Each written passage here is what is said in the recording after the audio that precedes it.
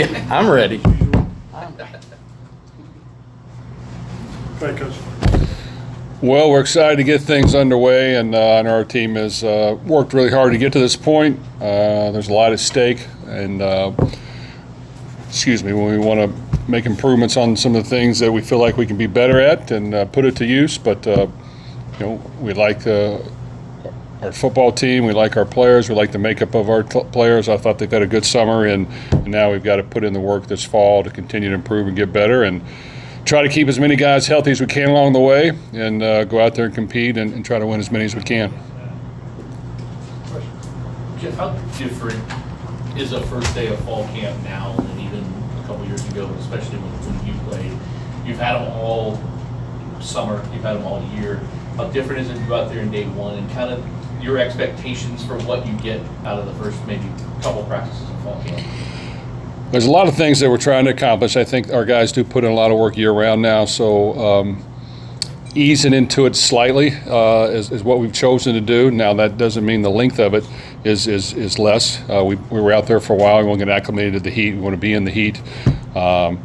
Since we're just in helmets the first 2 days, by rule, the banging is not going on, so we're easing into that, making sure we get guys healthy through the first 2 days of practice, and that's important to us. And I think as we ramp this thing up, we'll start to kind of intensify things, and like I said, hopefully get in a lot of great work, but keep guys healthy and get ourselves ready to go. But it's changed, and it's because these guys they put in a lot of work year round, and keeping them healthy throughout the year and throughout camp is very important.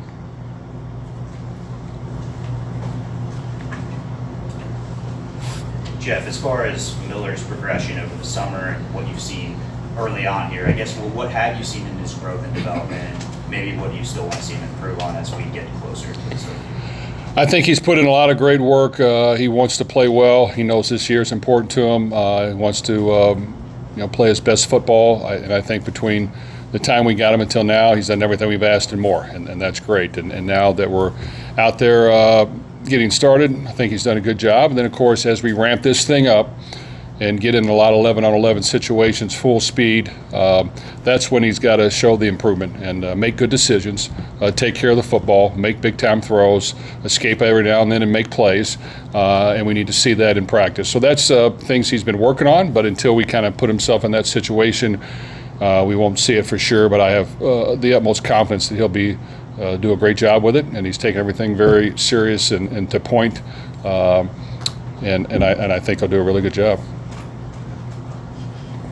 Coach, you talked about getting acclimated to the heat. Can you kind of walk us through what goes through the decision of to practice up like today for concerns in the evening, and then with it still being as hot as it was, the extra stuff that you have to do to keep everybody safe?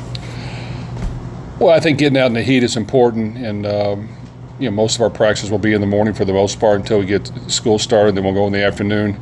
Other than the heat index and those worries, we just moved it up, slightly, and it wasn't as hot, but it was good and humid and hot, and our guys got a lot of good work, and we'll do the same thing as we proceed forward at that time. And I think that's always important to be out there for a while, to learn how to control your body and keep it hydrated and not cramp up and not have to miss practice, and learn how to do those things. And until you're out there for a long period of time, you don't really get tested at that. So yes, we've worked out hard in the summer, but when you put pads on, it gets a little hotter, a little different, and we just want to make sure that we're smart, but yet we're still pushing the envelope on that.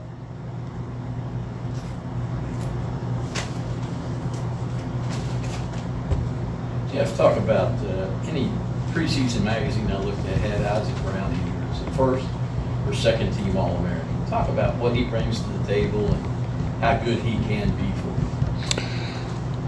you. Well, I think we've talked about our running back situation, and that really came through for us last year, both Isaac and Duke. And that crew did a really good job. Earl Line did a really good job. The running game was very important to our success and vital as we move forward. And he's extremely talented. And I think, when you're in that situation, it's important to understand what it took to get you there. He's still a young running back, so him and all of our running backs need to understand the work still has to be put in. The grind has to be put in. You've got to block out all the noise, good and bad, and right now there's a lot of good, and continue to work hard. So that's what has to be proven on the practice field and on the game field. I have confidence him and Duke will do that, but they need to understand that if you want to take shortcuts, it normally doesn't pay off. So I just think they're extremely talented young men who want to be coached and want to help their team win, and I think they'll really help us this year once again. Jeff, we talked about the secondary at the ACC kickoff, and since then you've added Tayon Holloway back to the roster. Can you just talk, I guess, about that process a little bit? And is he physically ready to go as you would expect him to be if he was normally, entering fall camp at this point, as well as an experienced guy in that secondary? I think so. I think he's done what he needed to do to get back with us on the team, and he's a talented young player, and will continue to grow and mature, but definitely has the talent to really play really good football. I think our secondary has talent and has ability, and once again, putting them in the best position, allowing them to play aggressive, but at the same time not give up big plays is the dynamic that you have to perfect as a coach, and we want to get that done. But I think we have very capable players in the secondary, and if we can keep most of them healthy, I expect them to play very well. Coach, last season you came in, you lost the last 2 or 3 games, the Kentucky game and the bowl game. This year you come in on a win streak. Is there a difference in mindset when you have a little bit of momentum coming off the season? Well, it was a better finish without question, and we were happy to finish the season strong on a good note with some victories and improved play in a lot of areas. And we've got to carry that over and learn from those mistakes we made in our 4 losses. And at the same time, we probably had about 4 wins that were by less than a touchdown too. So how can we make sure that we play more consistent football the entire game and year-round is very important as we want to progress, and if we want to play at a high level and compete against the very best at the end. So that's our goal. We've taken it very seriously as coaches as far as studying it, trying to improve it, trying to have answers, trying to do things to help us win. Defensively, giving up big plays, big pass plays, way too many of those happen. We got to be better against the pass, especially the big plays. We've been pretty good against the run, but that still has to continue as well. On offense, short yardage situations, we've got to be more consistent and convert on those and continue to not turn the ball over and run the ball successful and throw some deep shots to get some easy score, and then be consistent on special teams. But, we've identified quite a few of those weaknesses. Once again, even with on the defense side, getting lined up, getting set, making it as simple as we can so that we can just go out there and play. All those things have been talked about and hashed out over and over again, and hopefully we have a good plan in all 3 segments of our football team to play well. Jeff, you had mentioned a minute ago about the offensive line. You had to place some guys there through graduation and whatnot. Is that the biggest part of the rebuild? Is it the offensive line, you think, or is it somewhere else? Well, that's an important piece no matter what's going on. We did lose some guys, but I feel confident that we have a good nucleus of guys coming back, a good nucleus of some additions we've added to the team that have proven that they can play football for us, and we expect to have depth there once again. And it's important to do that. We lost a few guys last year, but other guys stepped in and did a good job, and Coach Owens and the crew have done a really good job with our offensive line getting them ready to go. So I expect those guys to play well. Now, it's play calling, it's execution by the quarterback, it's getting the ball out, it's being balanced. All those things tie in to helping the offensive line look good. So we've got to make sure we're doing that as well. And as you don't ask the quarterback to throw the ball every down in 5 wideout sets, you've got to have some balance, and you've got to make sure that we're taking care of them and making sure that they can come off the ball some, they can strike. Not have to pass protect all game long. And even if you're down some, you can't just get too pass happy where they're just backpedaling and trying to pass protect, because that's not fair to them. So trying to maneuver that is what's talked about by me and our staff a lot, and making sure that we have a good balance to make sure that they can play very successful. Obviously, defense was a big talk last year, just a lot of miscues, communication issues, that sort of thing. It's a have replaced starters. What advantages, if any, are there to having so many new pieces and maybe not having to rewire things but just teach it the first time? Well, I do think the few starters we have back on defense, I expect them to play very well, and they've been our best players to date. And they've learned from our mistakes, both as players and coaches, and how that we got to improve on that. We had some new additions, and yes, they're not aware of some of the things that have happened before, other than watching it on film and learning from it and being talked about. So I think it's a good nucleus of hungry new pieces that want to come in and compete, that are challenging our guys, and then some veterans that have been here and know this is how it's done, and we've played against these guys, and we've got a good feel, and that shows up quite a bit, the experience factor of those certain guys. So I feel confident that we'll play well, and I want all of our segments to expect to play well every week.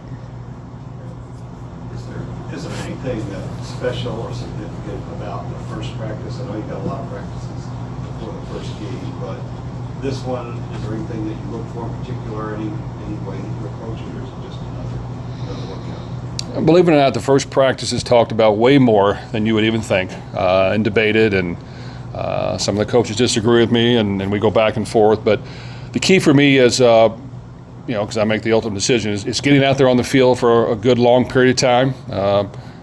Running drills, running ball plays. The rules say the first 2 days have to be in helmets, so we've gone against each other competitively before, and we've had injuries. So we've kind of backed off on the good on good against each other the first 2 days of no helmeted practice, which makes it seem like it's not as juiced up.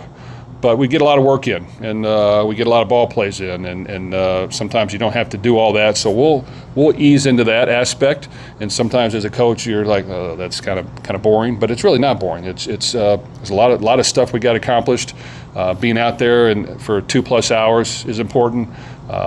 Staying locked in and focused, and teaching your body how to stay hydrated and not cramp up and have to miss a beat is important. And concentrating while you're doing that. So it's probably a little lesser than we'd like to get after it, but it's a long camp, and we've got to make sure that we once we get the shells and the full pads on, we'll pick things up quite a bit. Last week you talked about TJ Quinn as being one who's going to have to set the tone defensively. Obviously, kind of acquired a guy. How do you see him just trying to be more vocal and talk? Kind of puts him out of action a little bit, where they're more reserved but have to talk more. Well, I think last year our linebacking core was inexperienced. This year they're experienced, which is good. So you have TJ Quinn, who has played a lot of football, and he's had a few mistakes here and there. He's learned from it. He continues to get better and better every week. We ask him to play maybe 2 positions for us on the inside, and he'll communicate, and he'll be one that probably has a earpiece in his helmet that's got to communicate some calls and some things of what we're doing. And I think he knows that he's got to step up and be a leader, and I think he'll do a good job. We want him to lead in his natural way. Antonio Watts has great experience. He's kind of that outside backer / nickel. We call it a star, but he kind of can do both. He's had a great camp. He's got, he won the job last year. He shows up all the time, making plays, being in the right position, understanding what we're doing. He leads more by example too, but he'll communicate when he has to. Stanquan Clark has been injured, and we're just getting him back healthy. He showed up last year and did a good job. We expect him to play well, and he has as much potential as anybody.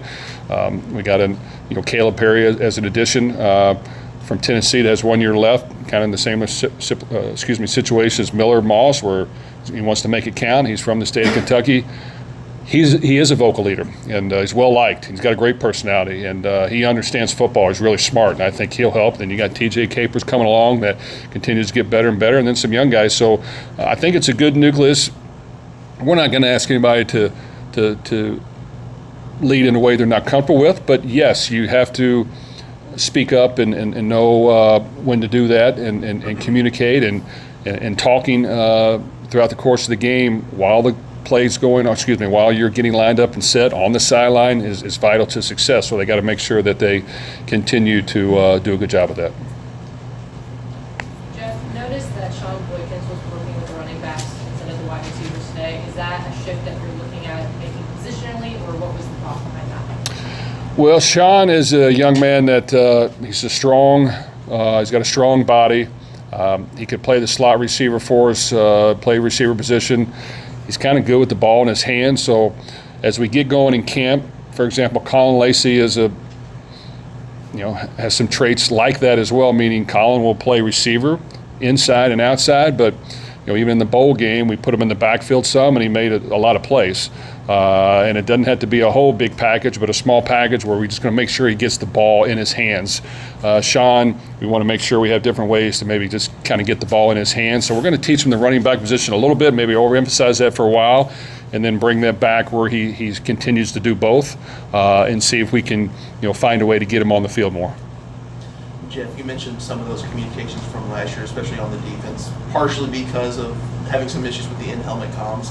Have you guys, over the course of this offseason and leading into fall camp, found a way to kind of streamline those, or was it just a matter of just getting better at what you guys want to be doing? Well, we went through some hiccups for sure, and as I like to kind of study it ourselves and call around and ask other teams how they're doing it. There's some other teams that went through hiccups as well. Obviously, ours are notable because we watch our games. But I think we were able to adjust pretty good after the few hiccups we had.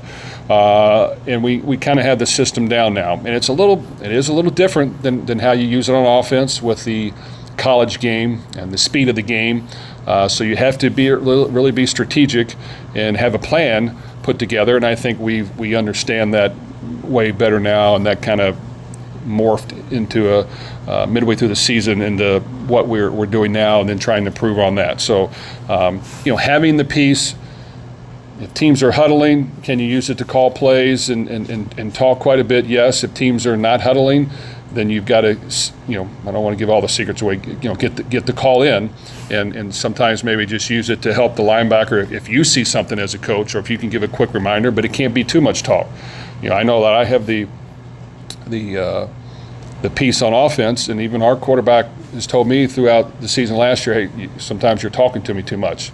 And of course, I'll tell him, you shut your mouth, I'll talk to you much. No, I'm just teasing. I understand that, yeah, you know what, I can maybe talk too much and it gets muddied, and so you got to be a little more concise and not over talk, to be quite honest with you. So you just got to, it sounds easy, but sometimes it can be a little, it's loud, the noise is there, sometimes it's a little bit muffed. So you got to be clear, you got to be short, you got to be concise, and then sometimes you got to just let them play ball. So having that right mix, we went through a few things, especially on defense, to get better at it. And I think now we have a better system that we're going to work all fall camp, which started today, so that we have it down as well as we can for the first game.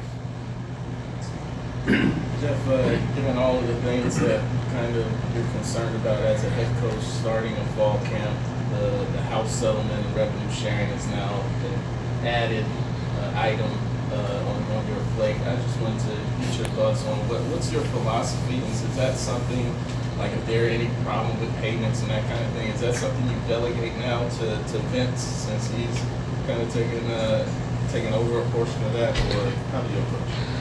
Well, it's a good question. I think we have a good nucleus in a team where we get together and talk on those issues. And, of course, now Vince is right in the thick of that with us and has a good understanding with that as well, and can help us navigate, with the crew that we have that are doing that, which I like the small team we have. And we don't really include the assistant coaches in that team. They're going to coach ball and deal with that, and if there's an issue with that, they bring it to us. And because it can get too complicated with too many voices are in there. But as far as how we handle a situation, I think the rev share has kicked in. There's a method that is more unified now that most teams have to use, which I think is good. Of course, the side NIL piece, we'll see where that goes and how they regulate it. I'm for all the regulations you can get and all the rules and structure that you possibly can. And if you're asking me, I'm all for at some point, if this doesn't work the way we want, they become employees like the NFL and we proceed on. I mean, there's a reason that system has worked. So to me, that's the easiest. But whether we get to that, I don't know. But I do think they're trying, to improve the system, and I'm all for trying to get it done. And I think our team we have right now, works really well together, and I think we do a really good job, managing that. And it does take a lot of time, and it takes a lot of discussions and a lot of organization, and I like the team we have. Talking kind of about that team about to help with the revolutionary stuff, what does collaboration look like, I guess, between you and Vince and then any other folks kind of in the athletic department or legal folks adjacent to the athletic department trying to work through all of that stuff? Well, it's really good. Myself, our chief of staff, my brother Greg, Pete Nocta, our director of recruiting, Vince Morrow, and then we've got Dan Furman with our collective, Michael Dudas, who's an athletic director. Of course, Josh is there. We have a legal team as well, and that's kind of the main nucleus of people that are dealing with those situations. And we talk every situation through, do the best job we can to be as fair as we can to everyone. But I feel confident that we've been doing this for a while. The things that are happening now are all trying to improve it and make it better. So I think in the end, we'll be able to figure this thing out in college football, and where that goes, I don't know. But I think our team here does a really good job. Thank you.